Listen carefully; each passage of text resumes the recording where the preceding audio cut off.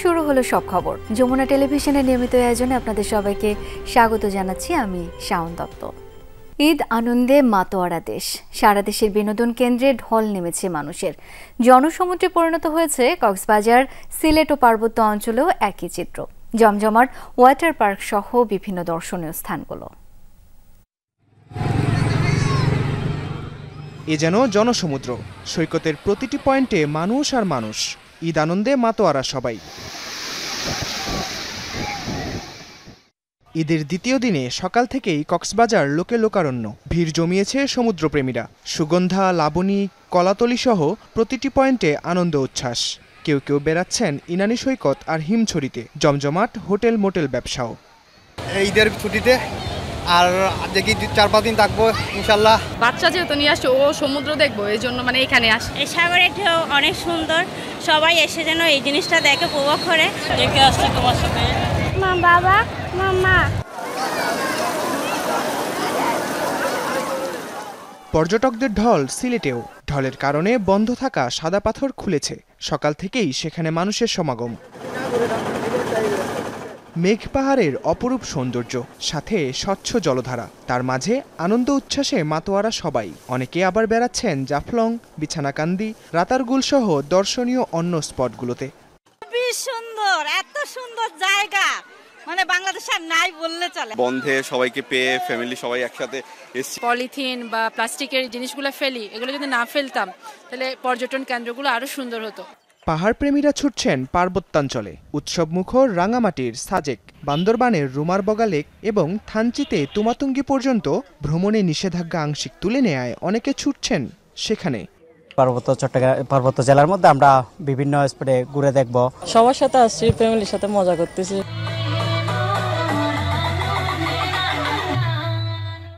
জমজমাট নরসিংদীর dream holiday park. উপচে পড়া ভিড় দর্শনার্থীদের। বেশি উচ্ছ্বাস ওয়াটার ওয়ার্ল্ডে।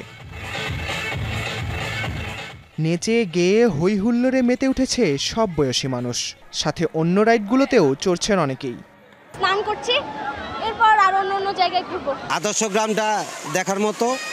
তারপরে যে উপরে চড়ার রাইডারগুলি, অন্য সব এরিয়া থেকে এই জায়গার সবকিছু অনেক সুন্দর। ইতিহাস ঐতিহ্যের অনন্য সাক্ষী নাটোরের উত্তরা গণভবন বা দীঘাপতিয়া রাজবাড়ি। ঈদের ছুটিতে ভিড় জমিয়েছেন দর্শনার্থীরা। তৈরি হয়েছে উৎসবমুখর পরিবেশ। এই চিত্র সারা দেশেই। রাকিব সরকার, যমুনা নিউজ। দর্শক, ঈদে ঘোরাঘুরির খবর জেনে নেব আমার সহকর্মীদের কাছ থেকে। শুরুতেই কক্সবাজারের খবর জানবো। সঙ্গে আছেন এহসান আল কুতুবি। এহসান, দিনভরই তো মানুষের ঢল ছিল, এখন কি অবস্থা? বিকেল গড়াতেই কিন্তু শাওন পর্যটকের ভিড়, পাশাপাশি কক্সবাজারের স্থানীয়দের ভিড় আমরা দেখছি। আমার পেছনের অবস্থা নিশ্চয়ই দেখতে পাচ্ছেন।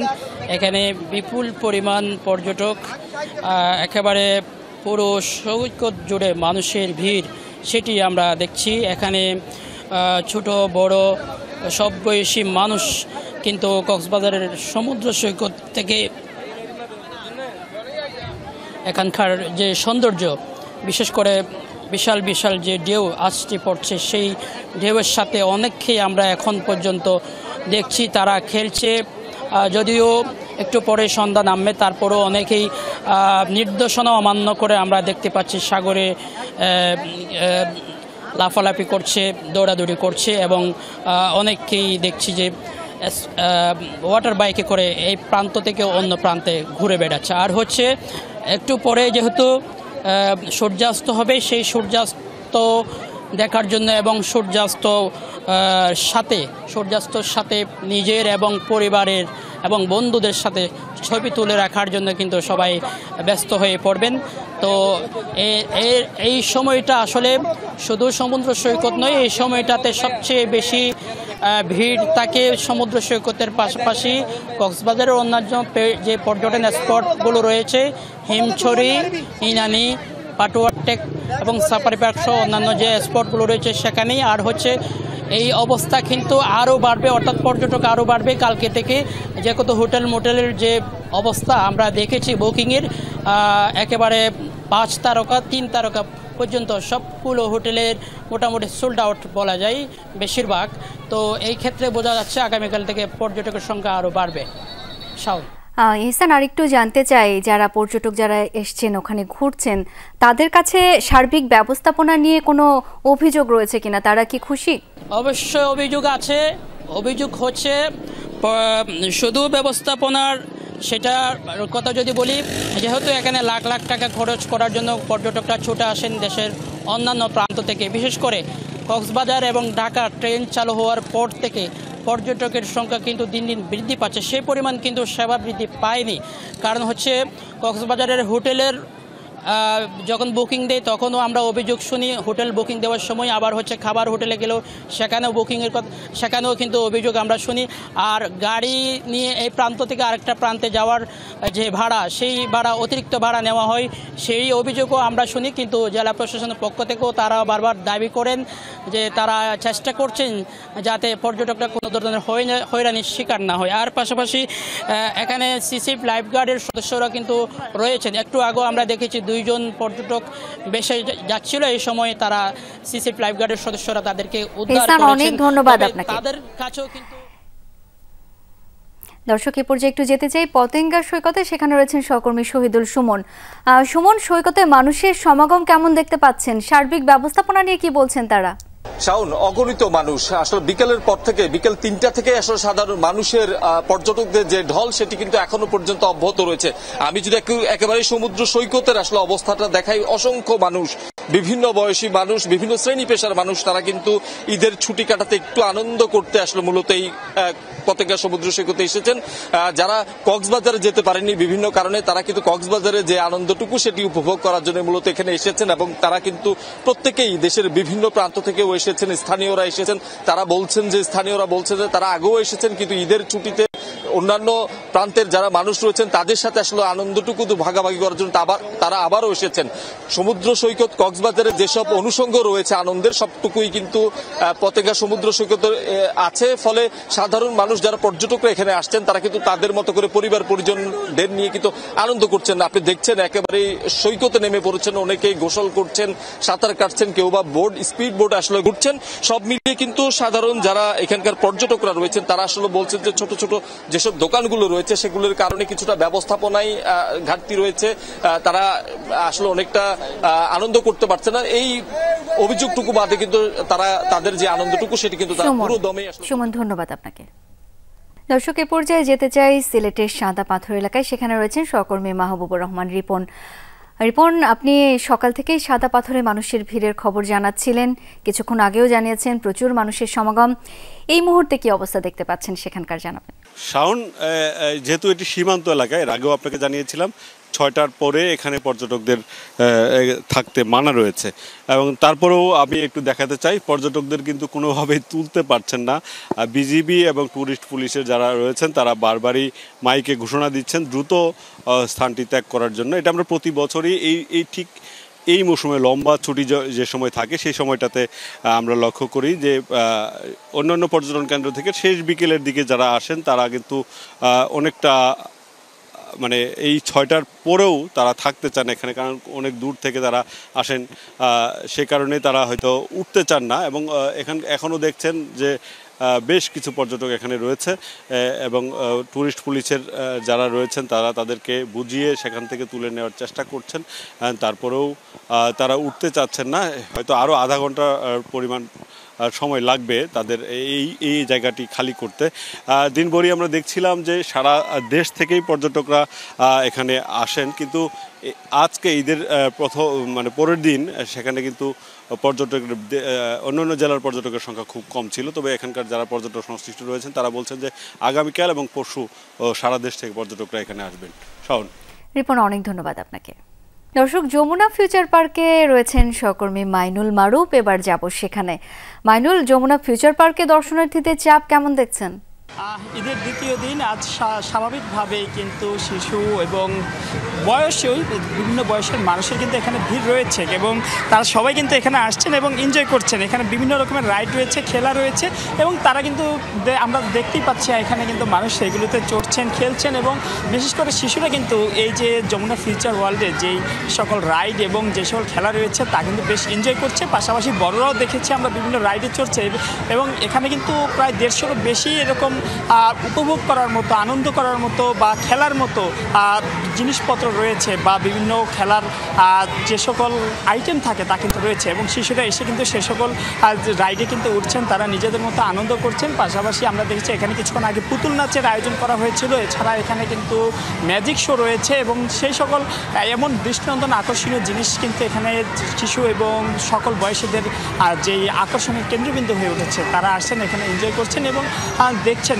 ঈদটাকে বা আনন্দের যে ঈদ তা কিন্তু এখানে আসলে কিন্তু দেখা যাচ্ছে। শিশুরা নিজেদের মতো করে কিন্তু এই সকল জিনিসগুলোকে নিজেদের মতো করে এনজয় করছে।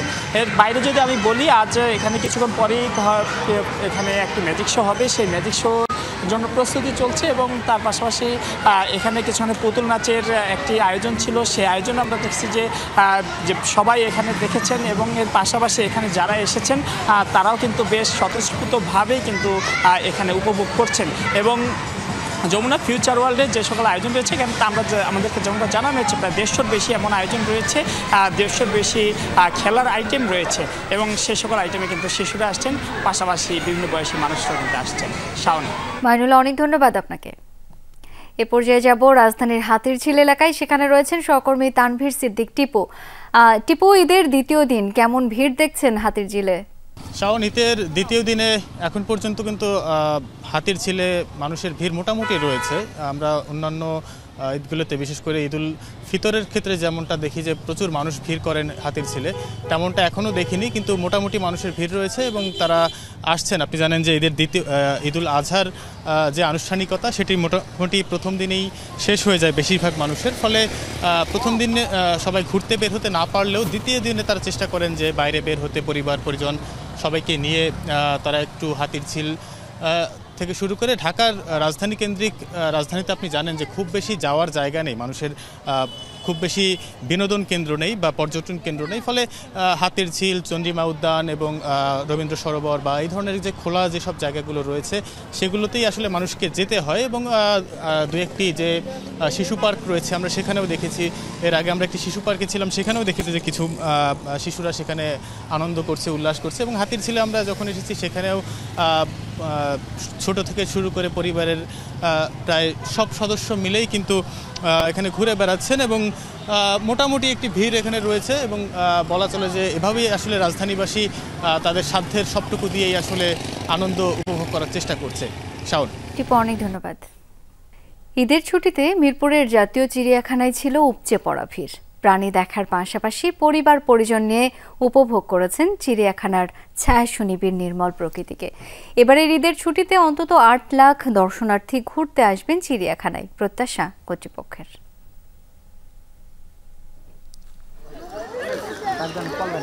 ঈদের আনন্দের সাথে পরিবারের ছোট্ট শিশুটির আবদার, দুয়ে মিলে ঈদের ছুটিতে রাজধানীতে ঘুরে বেড়াতে অনেকের প্রথম পছন্দ এই জাতীয় চিড়িয়াখানা।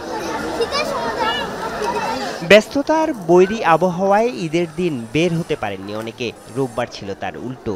প্রচণ্ড গরমের মধ্যেও সকাল থেকে দর্শনার্থীদের ঢল নামে চিড়িয়াখানায়। কেউ এসেছেন বাবা মার হাত ধরে, কেউ আসেন পরিবারের সাথে। বানর দেখতে আইছি, হরিণ দেখতে আইছি, আমার বাবা মার সঙ্গে এসেছি। আমি বানর দেখেছি, প্যারিকান দেখেছি, সজারু দেখেছি। আমি আমার বাবা মার সাথে এসেছি আর এখানে এসে আমার খুব ভালো লাগছে। ভাইয়ের ফ্যামিলি আমার ফ্যামিলি মিলে আর কি চিড়িয়াখানাটা দেখা যেতেছে বাচ্চাদের নিয়ে। ফ্যামিলির সাথে তো অন্য সারা বছর সময় কাটানো হয় না তেমন, এই লম্বা ছুটিটাতেই আসা। সবচেয়ে উৎসাহ ছিল বাঘ ভাল্লুকের খাঁচা ঘিরে। বাঘ মামার দাপাদাপিতে মজেছিল শিশু কিশোররা। কেউ কেউ হারিয়ে যান রং বেরঙের নানা প্রজাতির পাখির কিচিরমিচির শব্দে। বাঘগুলো আমরা দেখেছি শুয়ে আছে আর মানুষদেরকে দেখে চারদিক ঘুরছে। সজারু দেখেছি আর পাখি দেখেছি। বাচ্চাদের আসলে ওরা একটু জন্তু জানোয়ার দেখতে পছন্দ করে আর কি, তাই নিয়ে আসলাম এখানে। বৃষ্টি নাই কিন্তু গরমটা প্রচণ্ড গরম, আর আজকে মনে হচ্ছে দর্শনার্থীও অনেক বেশি। এবার ঈদের আগে বাচ্চা দিয়েছে ইমু ও উট পাখি। চিড়িয়াখানায় নতুন করে যুক্ত হয়েছে মুনিয়া পাখি। কর্তৃপক্ষ বলছে ঈদ ঘিরে নেওয়া হয়েছে নানা উদ্যোগ। আজকে 1.25 লাখের মতো মানুষ আজকে আমাদের দর্শনার্থী হিসেবে আসবে, আর ঈদ পরবর্তী 5-6 দিনে প্রায় 7-8 লক্ষ লোক আমাদের চিড়িয়াখানা ভিজিট করবেন। আমাদের চ্যালেঞ্জ হতেছে যে এত বিপুল পরিমাণ মানুষের নিরাপত্তার বিষয়টা। জাতীয় চিড়িয়াখানায় বর্তমানে রয়েছে 134 প্রজাতির 3365টি প্রাণী। এবার ঈদের ছুটি অনেক বেশি, ফলে ঘোরাঘুরির জন্য দীর্ঘ সময় পাবেন রাজধানীবাসী। আর এই পুরো সময়টা পরিবারের সাথে আনন্দে এবং স্বস্তিতে কাটাতে চান প্রত্যেকে। আরিফুর রহমান সবুজ, যমুনা নিউজ, ঢাকা। আগামীকাল যুক্তরাজ্য সফরে যাচ্ছেন প্রধান উপদেষ্টা ডক্টর মোহাম্মদ ইউনূস। 4 দিনের সফরে বাকিংহাম প্যালেসে ব্রিটিশ রাজা তৃতীয় চার্লসের সঙ্গে সাক্ষাৎ করবেন তিনি। তার কাছ থেকে গ্রহণ করবেন কিংস চার্লস হারমোনি অ্যাওয়ার্ড। এদিকে প্রধান উপদেষ্টার সাথে সাক্ষাৎ করতে চেয়ে চিঠি দিয়েছেন উপহার হিসেবে ফ্ল্যাট নেয়ার অভিযোগে যুক্তরাজ্যের মন্ত্রিত্ব হারানো টিউলিপ সিদ্দিক। এই তথ্য দিয়েছে ব্রিটিশ গণমাধ্যম দ্য গার্ডিয়ান। সোমবার 4 দিনের সরকারি সফরে যুক্তরাজ্য যাচ্ছেন প্রধান উপদেষ্টা। এই সফরে বাকিংহাম প্যালেসে ব্রিটিশ রাজা তৃতীয় চার্লস এর সঙ্গে দেখা করবেন তিনি। রাজা চার্লসের হাত থেকে নেবেন kings Charles harmony award. 11 June প্রধান উপদেষ্টা ব্রিটিশ প্রধানমন্ত্রী কিয়ার স্টারমারের সঙ্গে দ্বিপক্ষীয় বৈঠক করবেন। প্রধান উপদেষ্টার এই সফরে প্রবাসীদের সাথে সরকারের সম্পর্ক আরও দৃঢ় করার সুযোগ হিসেবে দেখছেন ব্রিটিশ বাংলাদেশি কমিউনিটির নেতারা। ডক্টর ইউনূসকে স্বাগত জানাতে এরই মধ্যে প্রস্তুতি শেষ করেছেন তারা। এদিকে প্রধান উপদেষ্টার সফরের সময় চেয়ে শেখ রেহানার মেয়ে ও সাবেক British minister Tulip Siddiq doctor Mohammad ইউনূসের সঙ্গে সাক্ষাৎ করতে চিঠি দিয়েছেন। এই তথ্য দিয়ে দ্য গার্ডিয়ান বলছে, দুদকের দুর্নীতির অভিযোগের বিষয়ে আলোচনা করবেন বলে চিঠিতে উল্লেখ করেছেন টিউলিপ। শামীম রেজা, যমুনা নিউজ, ঢাকা। অন্তর্বর্তী সরকারের অধীনে প্রভাবমুক্ত নিরপেক্ষ নির্বাচন আদৌ হবে কিনা তা নিয়ে জনমনে প্রশ্ন উঠেছে বলে মন্তব্য করেছেন বিএনপির স্থায়ী কমিটির সদস্য আমির খসরু মাহমুদ চৌধুরী। আর দলটির সিনিয়র যুগ্ম মহাসচিব রুহুল কবির রিজভী বলেন, দুটি দলের খপ্পরে পড়ে সরকার তাদের দিকে হেলে পড়েছে। সকালে চট্টগ্রামের মেহেদীবাগের বাসায় নেতাকর্মীদের সাথে ঈদের শুভেচ্ছা বিনিময় করেন বিএনপি নেতা আমির খসরু মাহমুদ চৌধুরী। এরপর গণমাধ্যম কর্মীদের সাথে কথা বলেন বিভিন্ন বিষয়। উঠে আসে নির্বাচন, সংস্কার ও শেখ হাসিনার বিচার সহ সমসাময়িক প্রসঙ্গ। বলেন, দেশের সামগ্রিক পরিস্থিতির কারণে এপ্রিল মাসে নির্বাচন করার মতো যৌক্তিকতা নেই। সেপ্টেম্বর, অক্টোবর, নভেম্বরে নির্বাচন করা সম্ভব, তারপরও কেন নিয়ে যাওয়া হচ্ছে এটা নিয়ে তো এখন একটা বিভিন্ন সন্দেহের উদ্রেক ঘটছে। এর পেছনে কি চিন্তা, কারা এটা প্রভাবিত করছে, যারা এটা প্রভাবিত করে সেই জায়গায় নিয়ে গেছে, তাহলে আগামী দিনে তারা এই সরকার তাদের প্রভাবমুক্ত থেকে নিরপেক্ষ নির্বাচন করতে পারবে, এই প্রশ্নটা এখন উঠে চলে আসছে। নয়াপল্টনে স্বল্প আয়ের মানুষের মাঝে খাবার তুলে দেন বিএনপি নেতা রুহুল কবির রিজভী। এর আগে দাবি করেন নির্বাচনের মাস অক্টোবর থেকে ফেব্রুয়ারি, কিন্তু দুই একজনের কথায় সরকার প্রধান ভোটের সময় নির্ধারণে অপরিণামদর্শী সিদ্ধান্ত নিয়েছেন। গোটা নির্বাচনী প্রচারণাটা রমজান মাসে পড়বে, রোজা রাখবে না ওই গরমের মধ্যে সে নির্বাচনী প্রচারণা চালাবে, এইটা একেবারে অর্বাচীনের মতো অপরিণামদর্শী এই সিদ্ধান্ত। কারণ আমরা জানি যে নির্বাচনেরও একটা বছর আছে, এ ধরনের অক্টোবর, নভেম্বর থেকে বড়জোর ফেব্রুয়ারি পর্যন্ত একটা নির্বাচনের মাস। মাত্র দুই একটি দল এটাকে সমর্থন করছে। আপনি কি তাদের স্বার্থে অথবা কোনো গোষ্ঠীর স্বার্থে অথবা তাদের কোটার মধ্যে পড়ে গেলেন কিনা? ডিসেম্বরের মধ্যে নির্বাচন না হলে রাজনীতিতে গভীর সংকট সৃষ্টি হবে বলে মন্তব্য করেন বিএনপি নেতারা। Arifin Shakil, Jamuna news, Dhaka. Activated carbon deodoriser যুক্ত কঙ্কা ফ্রিজে এক খাবারের গন্ধ অন্য খাবারে যেতে পারে না। শহীদের রক্তের অমর্যাদা হয় এমন নির্বাচন দেখতে চায় না জামায়াত। মৌলভীবাজারে এমন মন্তব্য করেছেন জামায়াতের আমির ডাক্তার শফিকুর রহমান। দুপুরে কুলাউড়ায় পেশাজীবীদের সাথে মতবিনিময় সভায় কথা বলেন তিনি। এ সময় সবার সাথে ঈদের শুভেচ্ছা বিনিময় করেন ডাক্তার শফিকুর। আমির বলেন, বাংলাদেশের নির্বাচনে অন্য কোনো দেশের হস্তক্ষেপ আশা করেন না তিনি। সভায় উপস্থিত ছিলেন জামায়াতের সহকারী সেক্রেটারি জেনারেল এহসানুল মাহবুব জুবায়ের সহ জামায়াতের স্থানীয় নেতাকর্মীবৃন্দ। নির্বাচনকে প্রশ্নবিদ্ধ করার কেউ চেষ্টা করবেন না, তাহলে আমাদের শহীদদের রক্তের প্রতি আমরা ইমানদারি রক্ষা করতে পারবো না। আমাদের শহীদদের রক্তের অমর্যাদা হয় এমন কোনো নির্বাচন আমরা দেখতে চাই। প্রাণ পটাটা চিপস নাকি বিস্কিট? এটা কি এটা? বাছাই করা আলু আর স্পাইসি সিজনিং এ প্রাণ পটাটা চিপস নাকি বিস্কিট খেয়ে বুঝে নাও। জাতীয় নির্বাচনের সময়সীমা নিয়ে ঐকমত্য নেই সাধারণ মানুষের মধ্যেও। কেউ চাইছেন দ্রুত নির্বাচন, কেউ বা জুলাই গণহত্যার বিচার ও সংস্কারের পর। অনেকেই বলছেন সংস্কার, বিচার আর সংসদ নির্বাচন হোক সরল রৈখিক সময়ে। আল আমিন হক অহনের প্রতিবেদন। রাজা মন্ত্রীর এই দ্বৈরথ হাতির ঝিলের হিজল তলে। দাবার ঘরে ঘোড়ার দৌড়, মন্ত্রীর শক্তি, রাজার নিরাপত্তা একসাথে ঘুরছে আমিনুল ফিরোজদের চিন্তায়। চেকমেট ঘরে রাজা শেষ, রাজা মরে গেছে নেই। ঈদের ছুটিতে এসব ব্যবসায়ীরা দাবায় বিনোদন খুঁজলেও ঈদের আগের দিন প্রধান উপদেষ্টার নির্বাচনের রোডম্যাপ নিয়েও ভাবনা আছে তাদের মাঝে। বিচার হবে তারপরে নির্বাচন হওয়াটা আমি মনে করি, আমি না সাধারণ আমাদের দেশে 18 কোটি জনগণের চিন্তা করে যে বিচারটা হওয়া দরকার, তারপরে নির্বাচন হওয়াটা বেটার আমি মনে করি। নির্বাচন মানে আনন্দ হতে হলে নিরপেক্ষ গ্রহণযোগ্য নির্বাচন লাগবে। নির্বাচনটা হলে আরো দেরিতে হোক। সহকর্মী পরিবার নিয়ে ঈদের ছুটিতে ঢাকায় ঘুরতে এসেছেন এই চাকরিজীবীরা। ঈদ আনন্দে নির্বাচনী ভাবনা খুব একটা নেই তাদের মাঝে। আমরা যারা সাধারণ জনগণ তারা ঈদের আনন্দকে উপভোগ করার জন্য আসছি। ঈদ আনন্দটাকে আমাদের কাছে মুখ্য। সরকার যেভাবে চায় এবং জনগণ যেটা চাবে আসলে সেইভাবেই হবে, যেটা আর কি দেশের জন্য ভালো হয়। আগে সংস্কারটা দরকার, তারপরে সে অনুযায়ী যদি সরকার নির্বাচন করা হয়। দেশের যে অবস্থা তাতে দ্রুত নির্বাচন দরকার, সেটিই চাওয়া এই রিকশা চালকদের। দুই একজনের ভিন্ন মতো মিলল। যোদ্ধার মূল্য তার আসলে নির্বাচন দিয়ে দেওয়ান অনেক ভালো। দেশটা একটু শান্তির দিকে আইছে। বিচার সবই হইব ভাই, এই নির্বাচনের আগে হইব না। নির্বাচন হইলে সবকিছু ঠিক হয়ে যাবে ভাই। সাধারণ মানুষের মত, নির্বাচন, সংস্কার আর বিচারকে সমানভাবে গুরুত্ব দেওয়া উচিত অন্তর্বর্তী সরকারের। একটা বিচার এত দ্রুত সম্ভব না, এটা অনেক লেন্দি প্রসেস। এখন সেটা সরকারের উপর নির্ভর করবে, তারা মনে হয় না এটা আগে পারবে। রাজনৈতিক নেতৃবৃন্দ যারা আছে তারা যত আগে যাইতে পারবে তাদের জন্য ততই সুবিধা, খাইতে সুবিধা হয়। সব মিলিয়ে সাধারণ মানুষের চাওয়া দেশের কল্যাণে ঐকমত্য আসুক সবার মাঝে। আল আমিন হক অহন, যমুনা নিউজ, ঢাকা। প্রিয়জনের সঙ্গে ঈদ আনন্দ ভাগাভাগি শেষে রাজধানীতে ফিরতে শুরু করেছেন কর্মজীবী মানুষ। সকাল থেকে বিভিন্ন উপায়ে ঢাকায় ফিরছেন তারা। ঈদের প্রথম দিন কমলাপুর রেল স্টেশন ও সায়দাবাদ বাস টার্মিনালে দেখা গেছে যাত্রীদের ভিড়। ঢাকায় ফেরার পাশাপাশি রাজধানী ছাড়তেও চাপ ছিল। ঈদের একদিন পরে যাত্রীদের এমন চাপ চোখে পড়ার মতো। সাধারণত ঈদ ও পরের দিন ফাঁকা থাকে ঢাকা, চাপ থাকে না রেল স্টেশন কিংবা বাস টার্মিনালগুলোতে।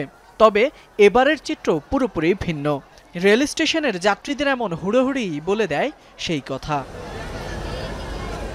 প্রিয়জনের সাথে ঈদের ছুটি কাটিয়ে রবিবার ঢাকায় ফেরা মানুষের এমন ঢল নামে কমলাপুর রেল স্টেশনে।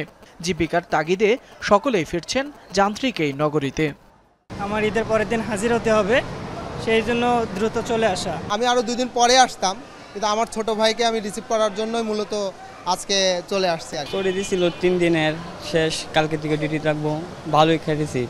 রাজধানীতে ফেরার পাশাপাশি আজও ঢাকা ছাড়ছেন অনেকেই। পরিবারের সাথে ঈদ করতে না পারলেও আনন্দ ভাগাভাগি করতে ঘরমুখো এই মানুষগুলো। মূলত কর্মব্যস্ততার কারণে যারা ঈদের সময় ঢাকায় থেকেছেন তারাই এখন ঢাকা ছাড়ছেন।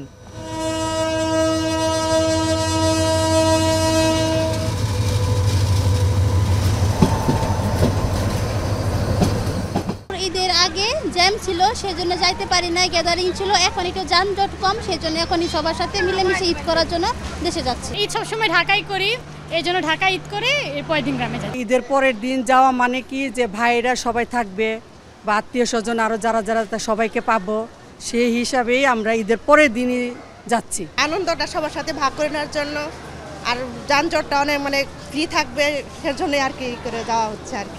রাজধানী ছেড়ে যাওয়া যাত্রীদের ভিড় দেখা গেছে নগরীর বাস কাউন্টারগুলোতেও। ঈদের একদিন পরেও যাত্রীদের এমন চাপ ছিল চোখে পড়ার মতো। অতিরিক্ত ভাড়া আদায়ের অভিযোগও ছিল যাত্রীদের। আমি মসজিদের ইমাম, গরু কোরবানি করে আমাকে ছুটি দেওয়া হয়েছে, আমি মেয়েকে নিয়ে আজকে বরিশাল যাচ্ছি। চিন্তা করেছি ঈদের একদিন পরে গেলে হয়তো যানজটটা কম হবে, তো আজকে এসে দেখতেছি যে আসলে যানজটটা মনে হচ্ছে আরও বেশি। যানজট বলতে কোনো সিটি নাই। ঈদে আমি গাজীপুর ছিলাম, আমার একটু প্রবলেম ছিল, এই কারণে যাইনি। এখন যাইতে যাচ্ছি কিন্তু ভাড়া তো ডাবল। টিকিট না পাওয়ার ভোগান্তির পাশাপাশি আজও টার্মিনাল এলাকায় ছিল যানজট, ফলে যাত্রীদের বসে থাকতে হয়েছে দীর্ঘ সময়। যাত্রী সব অনেক আছে আজকে, আর কি জায়গায় বসে রয়েছে 1 ঘন্টা 20 মিনিট কাউন্টার থেকে বের হয়ে। এখন আমি মেন কাউন্টারে আছি। ফয়সাল মাহমুদ, যমুনা নিউজ, ঢাকা।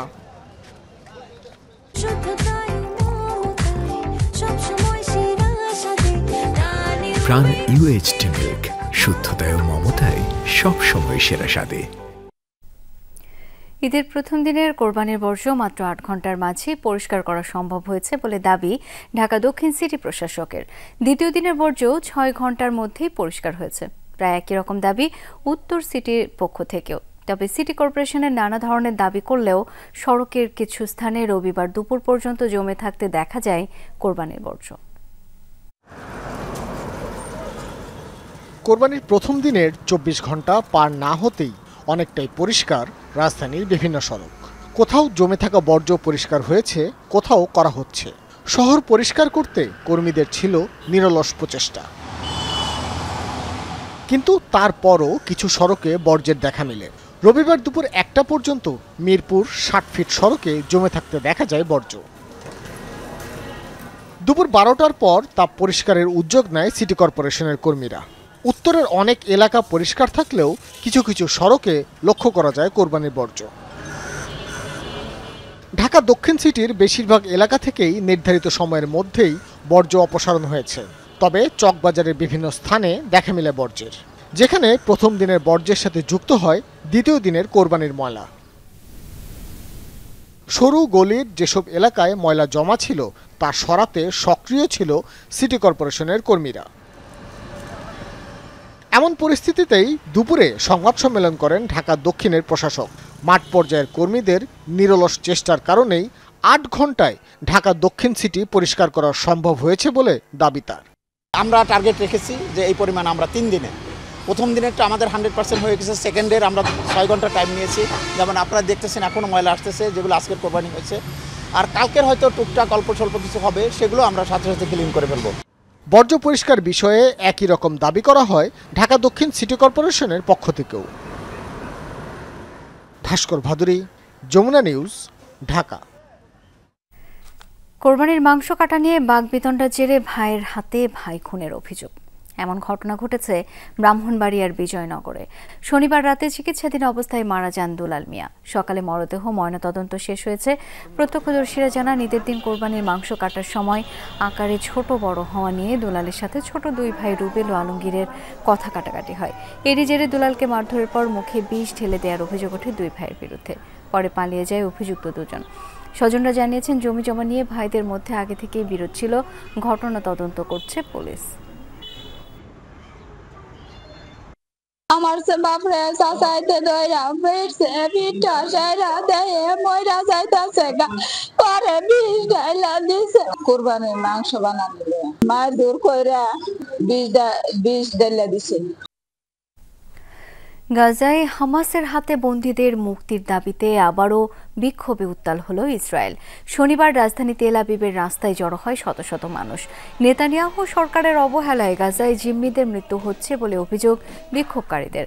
গাজায় যুদ্ধবিরতি চুক্তির মধ্য দিয়ে বন্দীদের দ্রুত উদ্ধারের দাবি জানায় তারা। বন্দীদের ছবি ও প্রতিবাদী প্ল্যাকার্ড হাতে রাস্তায় নামে ইসরায়েলিরা। যোগ দেয় হামাসের হাতে জিম্মিদের স্বজনরাও।